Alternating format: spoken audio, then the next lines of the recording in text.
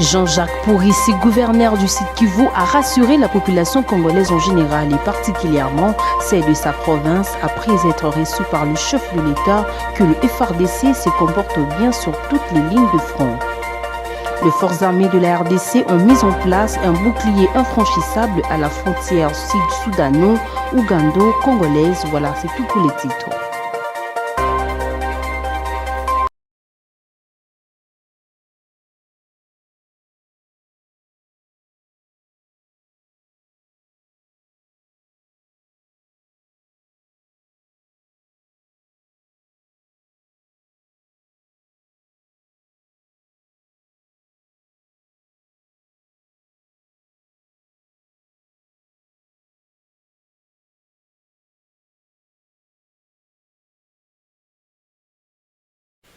On a, sur la condition de vie et de travail de nos forces de défense et de sécurité, on a vu que les mesures que le président de la République a prises par rapport à la situation sécuritaire sont salutaires.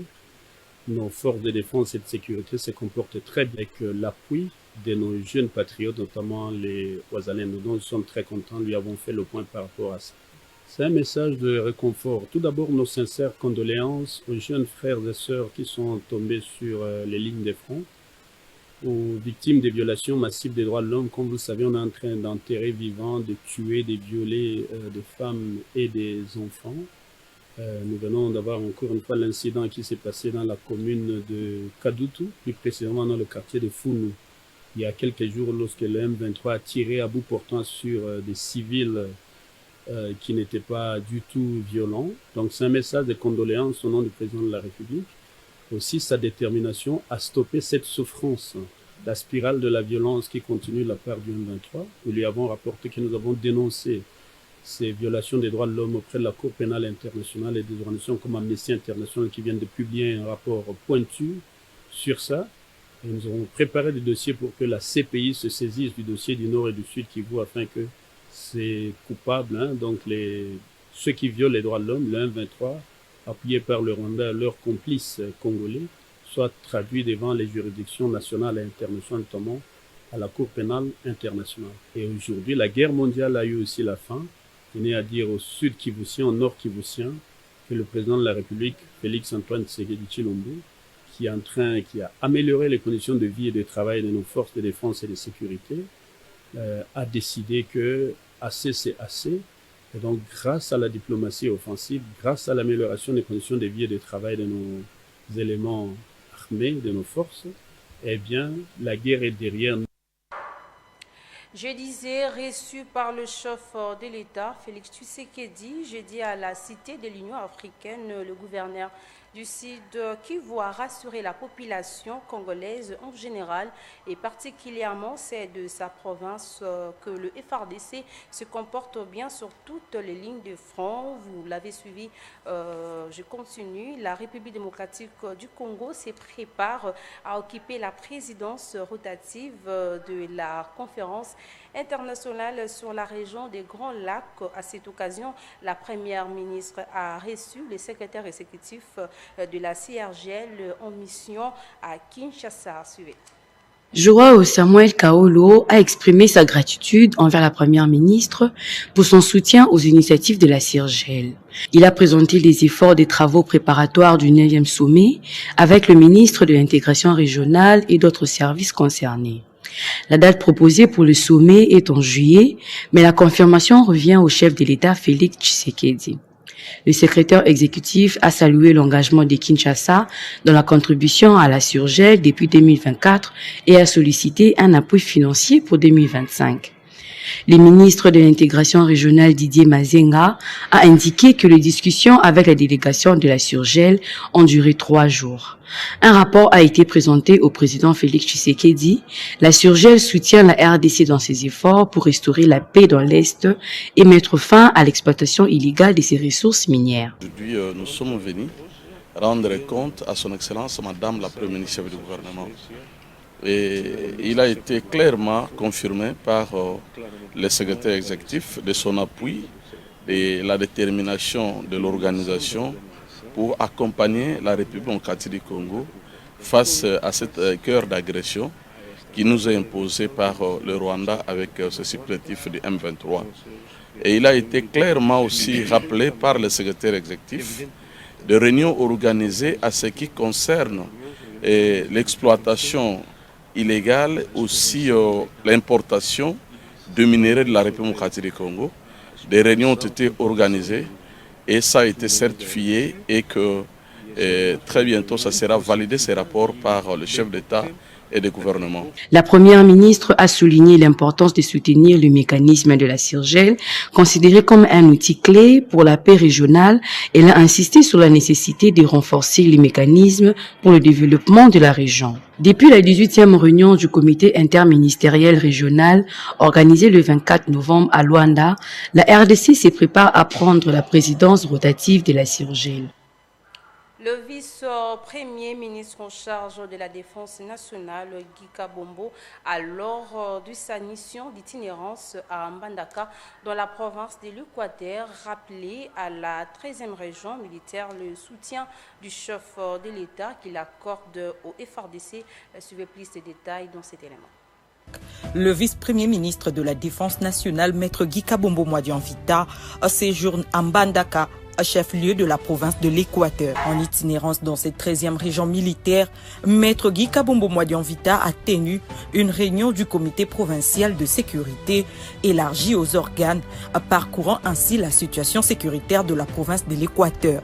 Bien avant cela, il a pris part au briefing de la 13e région militaire ainsi que du 11e groupement naval où un aperçu général de la situation opérationnelle lui a été présenté.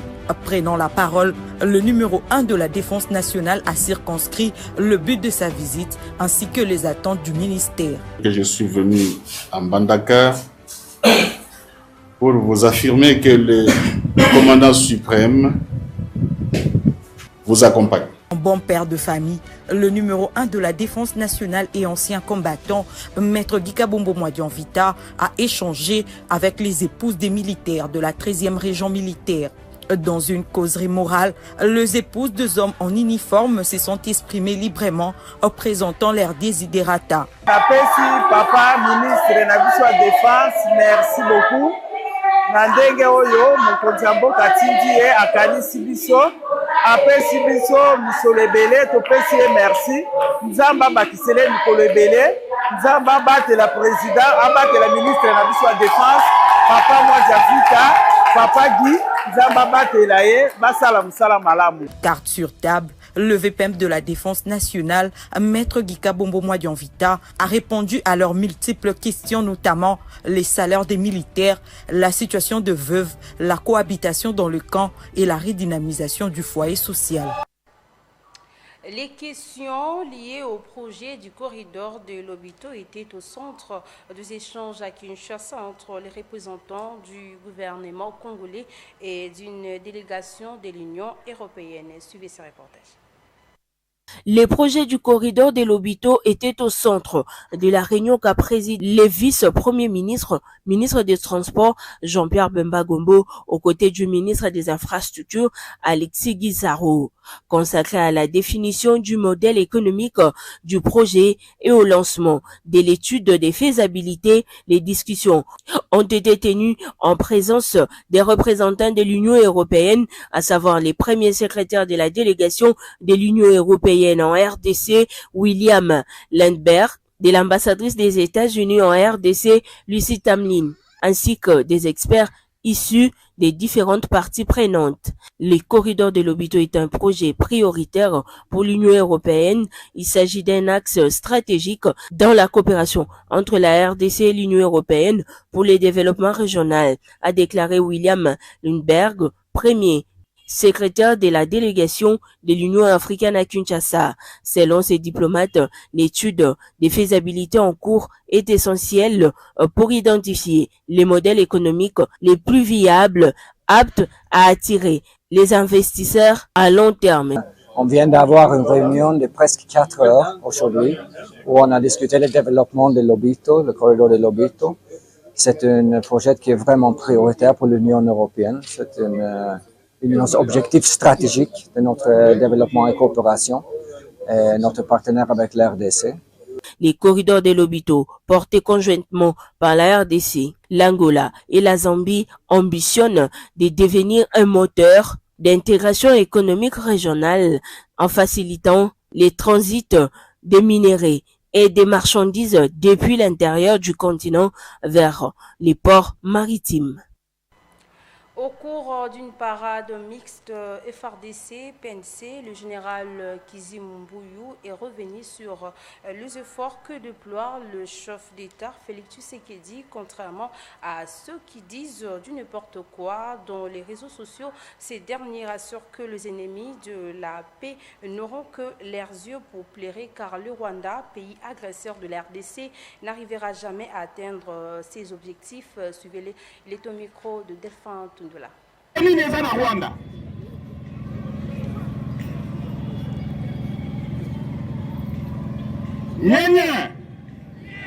Nyanya ezali passe mais nayebi ke bana mboka bazobunda tolancer awa appel la population bazala na kimia, bazali na mapinga, bazali na police, bazalendo bazali pona bango souffrance bazo souffrir na est et kosi la jour moko batetre bakozwa mbano na bango bakozwa yango kala mingi te. L'essentiel c'est que Zik na mutu ya mboka, mwana mboka, président de la République, oyo alingi mboka na ye, alingi bongisa yango, alingi tongola yango, alingi pesa yango valeur. Pour Kinshasa, parce que toujours la sécurité. Soda, il faut yeba que sécurité à Kinshasa ezali yo telemiawa. Sécurité à Kinshasa ezali combattre la ndelo ya Kinshasa, combattre la population, combattre la biloko nango, mais combattre la institution. Mais lelo oyo mokonzi akonzi mboka moka epesi ye nyonso mpale efesa ye apres kibokonzi na ye abaluki akomi munguna ya mboka ezali pasi ekosila.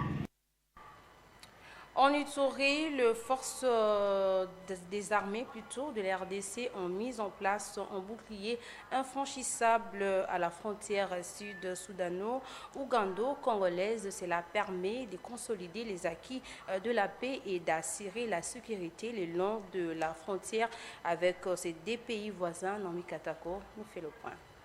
Galvaniser les troupes afin de leur permettre de bien accomplir leur mission, surtout celle de la défense de l'intégrité du territoire national. C'est dans cet objectif que le commandant secteur opérationnel Ituri a tenu une causerie morale à l'intention de militaires FARDC déployés à Kengezi-Bazo, à la frontière entre la RDC et les Soudans du Sud. Le patriotisme et la discipline, deux maîtres mots du général-major Bruno Mandevou à ses compagnons d'armes. Ozali awa c'est pour la défense ya mboka na biso. Présence na bino et protéger des gens de mine. Avant nabima tozaki na gouverneur na biso ya province et puis commandant des opérations. Aibsinga général tourné. Sala musala kendo contrôler partout ozongi sa discipline. Ma tracasserie eza ebele. Na lingi koyoka tracasserie. Pour que Moussa Tambola bien c'est la discipline. Commandant Rayo, appelle sur Mibeko, Kobimate, Kobimate. Il faut le dire, l'avènement de l'état de siège à Ituri sous le leadership du lieutenant-général Luboyanka Chamadjoni a permis de réduire sensiblement les incursions jadis répétitives de l'armée sud-soudanaise dans la chefferie de Kakwa en territoire d'Aro. En ces jours, les forces armées contrôlent avec ténacité ces postes frontaliers, à l'instar des cellules de Odoumoni à la frontière avec l'Ouganda. Voilà la pensée la plus profonde du commandant suprême des forces armées lorsqu'il déploie le militaire dans cette partie de la République. C'est pour protéger nos frontières, sécuriser nos populations et leurs biens, faire face à toute incursion de rebelles de l'autre côté pour que nos populations vivent tranquillement. Telle est la volonté suprême du commandant suprême des forces armées, Félix Tshisekedi Tshilombo, en cette période de l'état de siège. Parlons sport à présent. Au total, 6 matchs sont programmés pour la 14e journée de la Ligue 1 Illico Cash. Des rencontres très décisives à Lubumbashi et Kinshasa. Ce samedi 21 juin 2025, suivez cet élément réalisé par Andy Chibankou. Au total, 6 matchs au programme des 14e journée des Play-off Ligue 1 Illico Cash.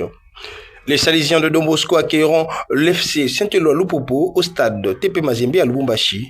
De même que les Corbeaux de tout-puissant Mazembe qui va rencontrer Maniema Union pour un match très capital qui annoncera l'Afrique aux unionistes, a déclaré l'entraîneur Papi Kimoto de Maniema Union. On a très bien préparé ce match.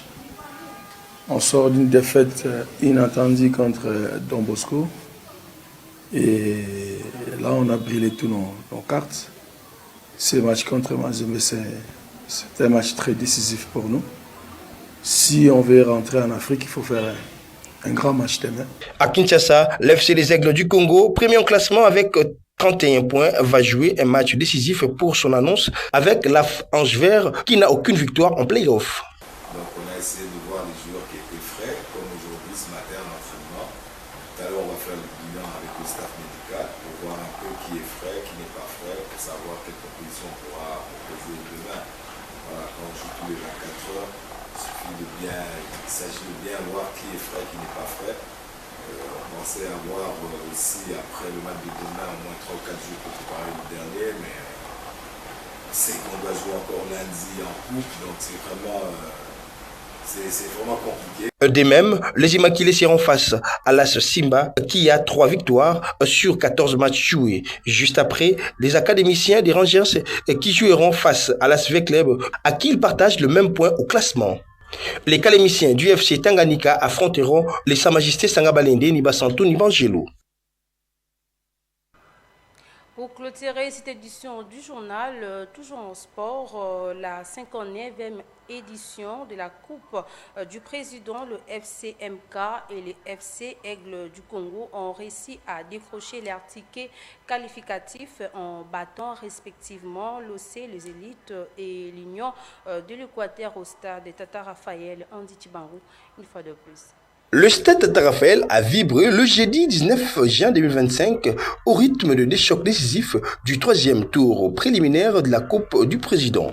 Le FC Amka et l'OC Les Élites ont livré un match très tempéré et le FC Les Aigles du Congo a battu l'Union de l'Équateur par une petite note d'1-0. Le déformation éliminé, le dernier club Motema Pembe et l'AS V-Club s'est joué pour une qualification en pressing étouffant et le suspense de l'unique but du match était le contre-attaque à la 70e minute de Loa Sikatenda qui laisse aucune chance au portier de l'équipe adverse. Juste après, les Samouraïs ont battu l'Union de l'Équateur par 1-0 et se qualifie pour le prochain tour de la dite coupe qui s'annonce dur en jeu physique et mental de chaque équipe. Nous sommes arrivés à la fin de cette édition du journal. Place à présent au rappel des principaux titres. Vous avez suivi dans ce journal, Jean-Jacques Pourissi, gouverneur du Sud Kivu, a rassuré la population congolaise en général et particulièrement celle de sa province après être reçu par le chef de l'État que le FARDC se comporte bien sur toutes les lignes de front. Les forces armées de la RDC ont mis en place un bouclier infranchissable à la frontière sud-soudano-ougando-congolaise. Ça n'est complètement fini pour cette nouvelle édition du journal. Merci à vous de nous avoir suivis. Au revoir.